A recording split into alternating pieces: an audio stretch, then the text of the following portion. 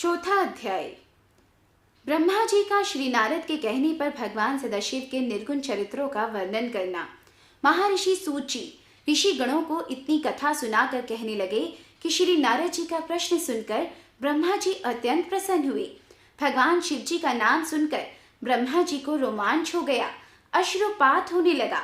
उन्होंने कहा, नारद, तू धन्य है, तूने मेरे कुल का नाम उज्जवल कर दिया है, क्योंकि तुम भगवान शिव जी के भक्त बने हो। मैं अब अपनी बुद्धि के अनुसार पहले भगवान सदाशिव के निर्गुण चरित्रों को कहूंगा, उसके पश्चात मैं उनके सगुण चरित्रों का वर्णन करूंगा। सबसे पहले यहाँ सृष्टि का कोई चिन्ह न था। तब सर्वव्यापक सच्चित आनंद स्वरूप केवल शिव ही थे, क्योंकि वह सच्चिदानंद स्वरूप हैं। उनका मन वाणी के अधीन है। ना ही वह सूक्ष्म है और ना ही स्थूल है, ना ही वो छोटे हैं और ना ही बड़े, ना ही नीचे हैं और ना ही ऊंचे। वे माया से रहित तथा पापों से परे हैं। वो जन्म मरण से मुक्त हैं, निराकार, अजन्मा और अनादि है, सारी सृष्टि के मालिक तथा सबसे बड़े हैं, कर्मों का फल देने वाले, सर्वव्यापक, आदि अंत में रहित ऐसे भगवान शिव की उपासना विष्णु भी करते हैं और मैं भी करता हूँ। उनकी कृपा के बिना कोई कुछ भी प्राप्त नहीं कर सकता। भले ही योगी ध्यान अवस्था में उन्हें देख ले, लेकिन उनके आदि और अंत को बिल्कुल नहीं जानते। उन संपूर्ण ज्ञान स्वरूप और सत्य स्वरूप सदाशिव को वेद नेति नेति कहकर पुकारते हैं। मूर्ख मनुष्य भला उन्हें क्या जान सकते हैं। वो निर्गुण है, बिना आंख के देखते हैं, कान के बिना सुनते हैं, बिना नाक के सूंघते हैं, बिना मुख के सब कुछ खाते हैं, बिना जहवा के बोलते हैं, बिना हाथों के सारे काम करते हैं और बिना पैरों के चलते हैं। जिस महापुरुष के ऐसे विलक्षण काम हो, उनकी स्तुति भला कौन कर सकता है। उन्होंने इच्छा की कि मैं एक हूँ, और इस इच्छा के उत्पन्न होने के साथ ही वो एक हो गए। इस प्रकार निर्गुण व सगुण स्वरूप में कोई भेद नहीं। प्रभु सदाशिव के सगुण स्वरूप का केवल ध्यान करना ही समस्त फलों को प्रदान करने वाला है। वही भगवान सदाशिव ब्रह्मा और विष्णु के उत्पन्न करने वाले हैं, सब कर्मों के साक्षी और विराट स्वरूप हैं। उनके नाम शिव, शंकर, हर, महेश, परम देव, जगदीश, अमीश, विद्युत, परमात्मा, ब्रह्म, ग्रीश, शंभु, सदाशिव, परमेश्वर, पार्वती पति, त्रिशूलधारी, चक्रधारी, ईश्वर, सुखदाता इत्यादि असंख्य नाम है। ईश्वर, सुखदाता इत्यादि असंख्य नाम है। वही भगवान सदाशिव परमेश्वर सृष्टि के कर्ता, धर्ता और आनंद को देने वाले हैं। उमापति भगवान शंकर गुणों से युक्त सृष्टि ब्रह्मा व विष्णु को उत्पन्न करने वाले हैं। ऐसे प्रभु श्री सदाशिव सबके स्वामी को वैष्णव विष्णु के नाम से, शक्ति के नाम से, सूर्य उपासक रवि के नाम से और गणेशी उन्हें विनायक के नाम से जानते हैं। वह भगवान सदाशिव सगुण स्वरूप कैसे है।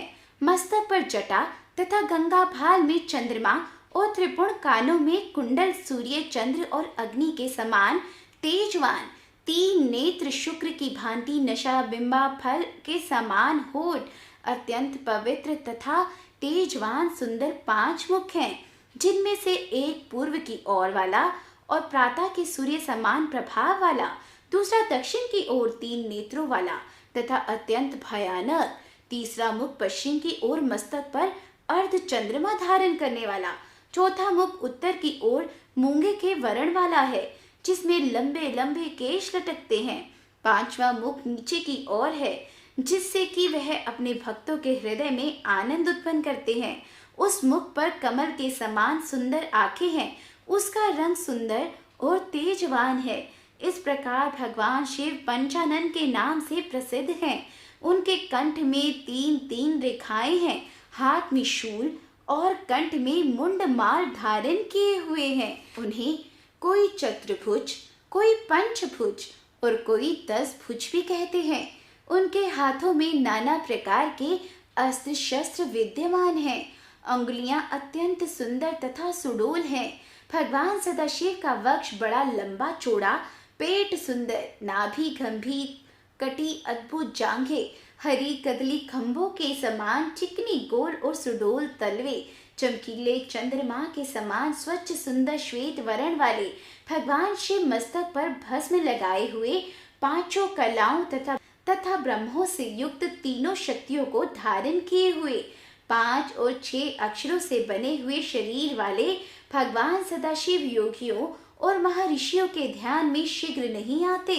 जिस प्रकार वह अनेकों ध्यान वाले भी हैं, लेकिन उनको जानने वाला यहाँ कौन है? शंकर जी की महिमा, नाम और ध्यान अनगिनत है, जिनको वेद पुराण और तपस्वी भी नहीं जान सके, लेकिन उनकी कृपा से मूर्ख भी उनके दर्शन कर लेते हैं। प्रमाण के लिए गंगा, व्याधि आदि के नाम लिए जा सकते हैं। बिना प्रेम के उनको कोई देख नहीं सकता। सगुण रूप में आकर सदाशिव ने अपनी शक्ति को उत्पन्न किया। वह स्वच्छ शरीर वाली, कभी नाश न होने वाली, शक्ति प्रधान, प्रकृति गुणवती, माया विकास से रहित जननी अंबिका, संपूर्ण लोकों की ईश्वरी, त्रिदेवों की माता, नित्य और मूल कारण कहलाई, जिसकी 8 भुजाएं हैं और जो विचित्र मुख वाली और शुभा है। भगवान सदाशिव को पार ब्रह्म और उमा को शक्ति रूप जानना चाहिए। सदाशिव ने उमा के साथ विहार करने के लिए शिवलोक नामक क्षेत्र की रचना की। उसी उत्तम क्षेत्र को काशी कहते हैं। ऐसी उत्तम नगरी में भगवान शिव ने एक रत्नमयी सुंदर भवन बनवाया।